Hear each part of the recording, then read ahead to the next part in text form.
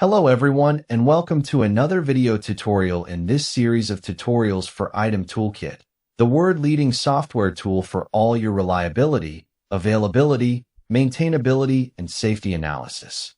In this tutorial, I will walk you through on how to use the Item Toolkit FMECA module, which stands for Failure Modes, Effects, and Criticality Analysis. The FMECA module in Item Toolkit is based on three different standards. The MEAL Standard 1629A for Effects and Criticality Analysis, and IEC-61508 for carrying out functional safety analysis and safety integrity levels, as well as the Automotive Standard ISO 26262. A FMECA analysis can be carried out on functions as well as systems or a combination thereof. However, it is important to note that we would require failure data for functions or system components. Failure data for our system components can be obtained from any of the Item Toolkit reliability prediction modules, and for functions, this data would need to be provided based on historical data. If you do not have the required data and not sure on how to obtain these from one of the reliability prediction modules within Item Toolkit, then please refer to the Item Toolkit tutorial videos for reliability prediction, for example, MEAL Handbook 217 tutorials. To perform FMECA analysis, we could either use an existing prediction system or we can build a new FMECA from scratch. I will show you how we would build a FMECA from an existing prediction system in Part 2, but here in Part 1 we will start a new project and a new FMECA to show you how we would build a system in the FMECA module. Let's open a new project and add a new FMECA system. We do this via this button on the project toolbar. Once the FMECA system has been added, we will click on the system window to build our FMECA system.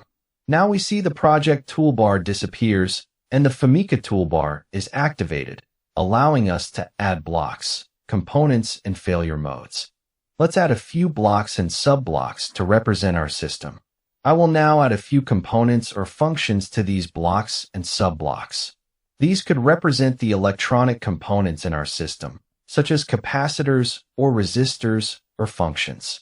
Once these are added, and as we are building this FMECA from scratch, we would need to provide failure rate data for each one of these. Let's also give a description for the blocks and components. If we used an existing prediction system to build our FMECA, then all of this information along with the failure rates would be automatically populated. But as we are building this FMECA from scratch, we would have to enter this data manually or import the data in using the import-export function. Let's call our system number 1 and our first block power supply and our first component capacitor and the second component IC digital. The units for our failure data is controlled by the settings menu for each of the modules within Item Toolkit. Let's view the settings for our FMECA module. As we can see, by default, the FMECA is set to units of failures per million hours as governed by the MEAL Standard 1629A. Therefore, we need to make sure that all the values provided for all of our components and functions are in the unit, making sure that we are consistent throughout. Now that we have some failure rates for our components, the next step would be to define the failure modes for each one of these components or functions. What we refer to as failure modes is the different ways a component could fail during operation in the set environment and temperature. For example, a capacitor is known to fail in 3 different ways during operation: short electrical, open electrical, or change of value, and we can categorize it failing for any other reason as other. Failure mode libraries are provided with the FMECA module with failure modes for all different component categories, and these libraries can be used in conjunction with any of your FMECA projects and systems.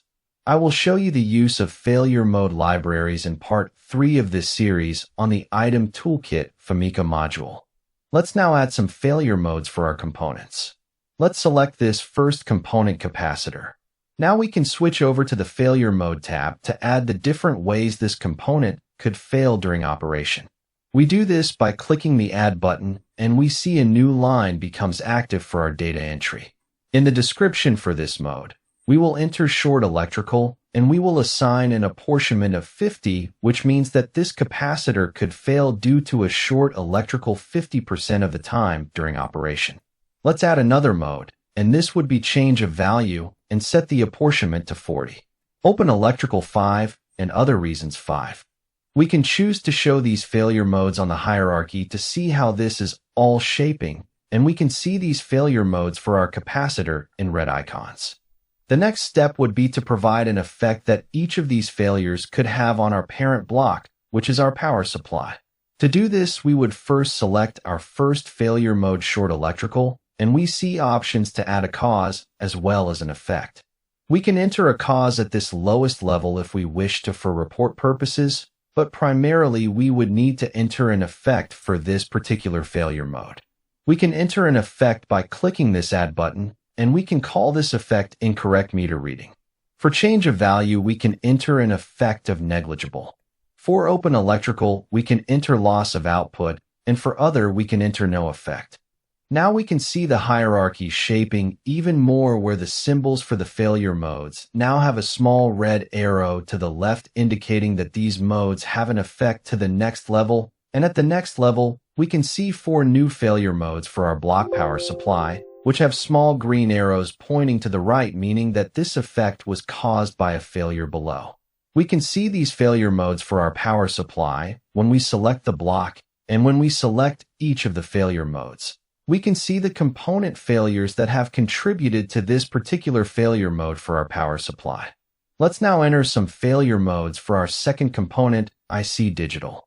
Let's go ahead and add failure modes for this component and the immediate effects to our block power supply. Let's add a failure mode called Lock Gate with an apportionment of 60 and another mode called Delayed Operation with an apportionment of 40. Let's now enter the effect each of these modes could have on our block power supply. Let's select Locked Gate and add an effect called Loss of Power. As we can see, we get a message to say that this particular effect already exists at this level and will be combined with the existing mode. Therefore, it is imperative that we make sure we have the correct spelling uppercase lowercase for these failure modes and effects so that the software can recognize them as identical and combine them to the next level. We do have built-in phrase libraries that can be used to keep all your data entry consistent, and I will show you on how to use these phrase libraries in part 3 of this series. Let's do the same for our failure mode delayed operation and enter the same effect Loss of Power. Once again, we get the same message to say that this effect has been combined with the existing effect for our power supply. As you can see now on the hierarchy, we get a clear indication of what has been completed. Let's now select our power supply and define some end effects for our system. Let's select the failure mode Incorrect Meter Reading and see the contributors for this particular failure mode. As we can see, the cause or the contributor for this failure for our power supply is component 1.1 with a failure of short electrical. When I select the failure mode Loss of Output, we can see multiple component failures that could cause this failure for our power supply. Now you can see how easy it is to keep track of our failures and their effects to the next level, and we do this all the way to the system level. So now we will assign an effect for mode Negligible Effect, and we could assign the effect called Negligible Effect. Let's now select Loss of Power and assign an effect called Intermittent Operation. Let's now select the system node to see the failure modes of end effect for our system. Here, we can see the 2 effects that we just added and also see the causes or contributors for these when we select them. The final task for completing the MEAL Standard 1629A would be to define how severe these end effects are to our system. To do this, we first need to define some severities using the severity table. This table can be found under the Edit Menu Severity category, as we see here. Another way to access this same table is to use the right mouse click option on the Mode Info dialog view and select the option for severity categories. Here we can click on Add Severity, and the 4 default severity categories for the MEAL Standard 1629A would be inserted automatically. We can then change the description for these if needed, but more importantly, we need to define the weighting for these severities so that all the calculations defined in the standard can be carried out. Let's enter a weighting of 85 for our most severe case, and then 15 for our next one, for the next, and finally 1 for the last case. Once these severities have been defined, they can then be assigned to each of the end effects. Let's now switch back to normal dialog and take a look at our end effect. We can then see the end column for where we can assign the severity for each of these end effects. Let's select Severity Category 1 for our intermittent operation and Severity Category 4 for our no effect. Let's run the analysis and see the results on the hierarchy. As we can see, each component failure rate has been distributed across its failure modes based on the apportionments. For example, 50% of the failure rate for our capacitor has been assigned to short electrical and 40% to change of value, and so on. Other results include the severity for each failure mode rippled down from the system end effects, as well as the criticality calculations based on the MEAL standard 1629A. Let's now open a completed FMECA system and view the hierarchy with the modes and effects and generate some reports. Here's a completed FMECA system, and if we take a look at the hierarchy, we see how all the failure modes have effects to the next level, and at the next level, all the higher level modes have effects to the higher levels, and so on. We would be able to spot any component or block which has not been completed with their effect by simply looking for these red arrows and on modes and green arrows on effects and higher level modes. At the very bottom of the system hierarchy, we can see the system failure modes or system end effects. When we select the top node of the system hierarchy, we can see that all of the end effects have assigned a severity, and when we run the analysis, we can see all the results displayed on the hierarchy for each block, component, and failure mode. We can also look at the Results tab to see the results for the system, as well as any item we select on the hierarchy. This is a quick way of looking at your system results, but we can also generate a tabular report format via the File menu Print Preview Reports option. The software will open up the report generator with all the available templates for this particular FMECA module. We can select one of the existing templates or create our own new template to suite. Let's select the FMECA Failure Modes report and see what this report looks like. As we can see, the report is grouped so that each component and failure modes are on a separate page, making it easier to understand and manage. This is a standard report where we can see the effects for each of the component failure modes to the next level and higher level.